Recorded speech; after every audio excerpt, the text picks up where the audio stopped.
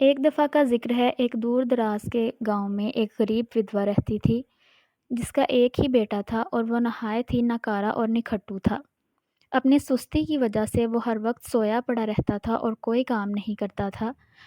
اس نے اٹھ کر اپنی ماں سے کھانا مانگا تو اس کی ماں بہت پریشان ہوئی کیونکہ گھر میں کچھ بھی کھانے کے لیے نہیں تھا۔ ان کے پاس ایک آخری سہارا ان کی گائے تھی، جس کا نام وائٹ ملک تھا۔ وہ عورت اس گائے کو بیچنا نہیں چاہتی تھی، لیکن اس نے سوچ بچار کے بعد اپنے بیٹے سے کہا، وائٹ ملک کو بازار میں لے جاؤ اور اسے اچھے داموں میں فروخت کرنا تاکہ ہم اپنے کھانے پینے کا بندوبست کر سکیں۔ وہ لڑکا گائے کو لے کر بازار چلا گیا۔ راستے میں جاتے وقت اسے ایک بوڑھا آدمی ملا جس کا حلیہ بہت ہی عجیب و غریب تھا۔ اس بوڑھے آدمی نے کہا، نوجوان، اگر تم یہ گائے بیچنا چاہتے ہو تو یہ گائے مجھے دے دو، میں اس کے بدلے تمہیں قیمتی تحفہ دوں گا۔ وہ لڑکا یہ سوچ کر بہت خوش ہوا کہ شاید اسے بہت اچھے دام ملیں گے۔ دیکھتے ہی دیکھتے اس بوڑھے آدمی نے اپنی جیب سے 5 بینز نکالے۔ وہ لڑکا بینز دیکھ کر بہت حیران پریشان ہوا کہ یہ کیا؟ اس بوڑھے آدمی نے کہا کہ یہ گائے مجھے ان بینز کے بدلے میں دے دو۔ یہ دیکھنے میں بہت عام سی چیز ہے، لیکن یہ بہت قیمتی تحفہ ہے، یہ تمہیں بہت فائدہ دے گا۔ لڑکے نے سوچنے کے بعد وہ گائے اس آدمی کو فروخت کر دی اور بینز لے کر راستے میں بھاگتا ہوا اپنے گھر آیا۔ گھر آ کر اس نے اپنی ماں کو آواز دی۔ ماں بھی یہ اس کی آواز سن کر بہت خوش ہوئی کہ شاید گائے اچھے داموں فروخت ہوئی ہے۔ جب وہ لڑکا اپنی ماں کے پاس پہنچا تو اس نے وہ بینز نکال کر اپنی ماں کو دیے کہ اس نے ان بینز کے بدلے گائے کو فروخت کر دیا ہے اور یہ بینز بہت قیمتی ہیں۔ اس کی ماں کو یہ سن کر بہت غصہ آیا۔ اس کی ماں نے وہ بینز باغ میں پھینک دیے اور غصے میں اس لڑکے کو کمرے میں بند کر دیا اور ساری رات اسے کھانے کے لیے کچھ نہ دیا۔ جب صبح ہوئی اور لڑکا اپنی کھڑکی سے باہر دیکھتا ہے تو دیکھ کر حیران رہ گیا کہ ان بینز سے ایک بہت بڑا پودا جو آسمان کی طرف بڑھ رہا ہے اور آہستہ آہستہ بڑا ہوتا جا رہا ہے۔ اس نے کھڑکی سے اس پودے پر چھلانگ لگائی اور آہستہ آہستہ اس پودے پر چڑھتا ہوا آسمان پر چلا گیا۔ وہ یہ دیکھ کر بہت حیران ہوا کہ آسمان پر ایک بہت ہی پیارا باغ ہے جس میں بہت بڑے بڑے پیڑ اور پھول اگے ہوئے ہیں۔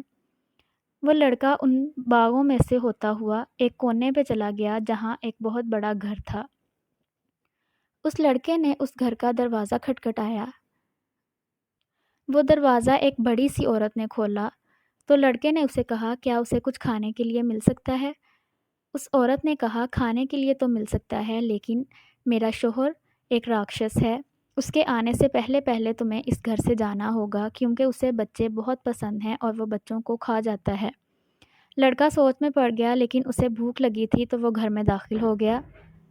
جیسے ہی لڑکا کرسی کے قریب پہنچا بیٹھنے کے لیے تو باہر سے راکشس کی آواز آنے لگی، گھر میں کوئی بچہ ہے، مجھے آواز آ رہی ہے، چاہے کچا ہو یا پکا، میں اس کو تلاش کر کے کھا ہی لوں گا۔ راکشس جیسے ہی گھر کی اور بڑھا تو اس عورت نے اس لڑکے سے کہا کہ میرا شوہر آ گیا ہے، تم بھاگ کر کچن میں اوون میں چھپ جاؤ۔ وہ لڑکا بھاگ کر اوون میں چھپ گیا۔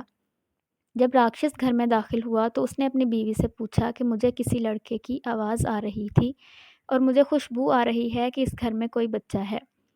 اس عورت نے بات کو ٹالتے ہوئے کہا کہ گھر میں کوئی بچہ نہیں ہے، شاید تمہیں اس گوشت کی خوشبو آ رہی ہے جو کل میں نے بلی کو ڈالا تھا۔ راکشس اس کی بات سن کر کچن میں وہاں پر کرسی پہ بیٹھ گیا۔ کرسی پہ بیٹھ کر راکشس اپنے سونے کے سکے گننے لگا۔ سونے کے سکے گنتے گنتے وہ راکشس اسی کرسی پر سو گیا۔ جب وہ لڑکا باہر آیا اور اس نے سونے کی تھیلی دیکھی تو وہ تھیلی کو اٹھا کر اس پیڑ سے ہوتا ہوا نیچے اتر آیا اور اس لڑکے نے وہ سونے کے سکوں کی تھیلی اپنی ماں کو دی۔ اس کی ماں سونے کے سکے دیکھ کر بہت خوش ہوئی اور وہ لوگ پھر سے امیر ہو گئے اور کھانے پینے لگ گئے۔ کچھ ہی دیر بعد جب وہ سکے ختم ہو گئے تو لڑکے نے دوبارہ اس پیڑ پر چڑھ کر اوپر جانے کا فیصلہ کیا۔ وہ لڑکا پیڑ پر چڑھ کر اوپر اسی گھر میں گیا اور دروازہ کھٹکھٹایا۔ جب عورت نے دروازہ کھولا اور کہنے لگی کہ جب تم پچھلی دفعہ آئے تھے تو ہماری ایک سونے کے سکوں کی تھیلی گم ہو گئی تھی، لیکن لڑکے نے کہا کہ میں تو اس بارے میں کچھ نہیں جانتا، وہ اس لڑکے کو اپنے گھر میں لے گئی۔ جیسے ہی وہ گھر میں لے کے گئی، پھر راکشس کی آواز آنے لگی کہ گھر میں کوئی بچہ ہے، مجھے خوشبو آ رہی ہے، کچا ہو یا پکا میں کچھ بھی کھا لوں گا۔ اس عورت نے لڑکے سے کہا کہ بھاگ کے اوون میں چھپ جاؤ۔ جب راکشس گھر میں داخل ہوا تو عورت نے کہا کہ گھر میں کوئی بچہ نہیں ہے۔ لڑکا اوون میں چھپ کر وہ سب کچھ دیکھ رہا تھا۔ راکشس کی بیوی نے راکشس کو کھانا لا کر دیا۔ کھانا کھاتے ہی راکشس نے کہا، جاؤ وہ میری مرغی لے کر آؤ۔ راکشس کی بیوی نے اسے مرغی لا کر دی اور خود چلی گئی۔ لڑکا کیا دیکھتا ہے کہ وہ مرغی سونے کا انڈا دیتی ہے۔ راکشس یہ دیکھ کر اسی کرسی پر سو گیا۔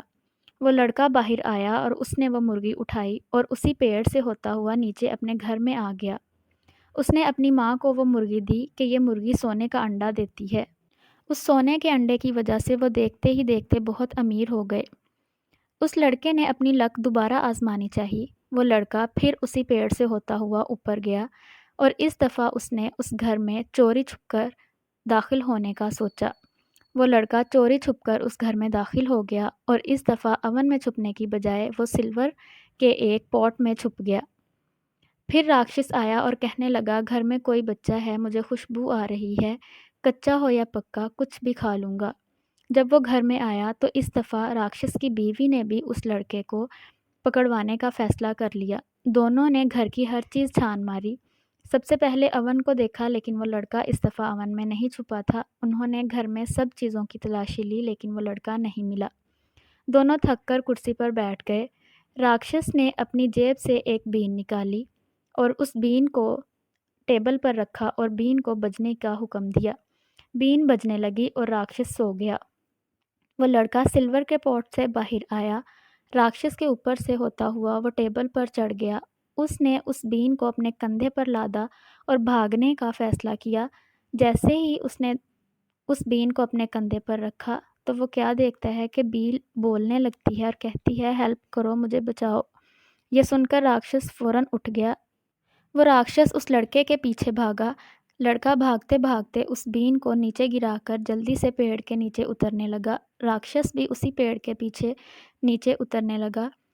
جلدی سے اس لڑکے نے آواز دی اپنی ماں کو کہ آری لے کر آؤ اور اس درخت کو نیچے سے کاٹو۔ جلدی سے اس کی ماں کلہاڑی لے کر آئی۔ اس کی ماں اور وہ لڑکا دونوں ہی اس کے پیڑ کی جڑ کو کاٹنے لگ گئے۔ کاٹتے کاٹتے وہ درخت گر گیا اور ساتھ ہی راکشس بھی نیچے گر کر نیست و نابود ہو گیا۔ اس دن کے بعد پھر اس لڑکے نے فیصلہ کیا کہ وہ کبھی چوری نہیں کرے گا اور اس نے دن رات محنت کر کے اپنے آپ کے لیے پیسہ کمانے کا سوچا۔ وہ لکڑیاں کاٹ کر اپنے لیے پیسہ کماتا اور مرغی بھی ان کے لیے ہر روز ایک سونے کا انڈا دیتی اور وہ خوشحال رہنے لگے۔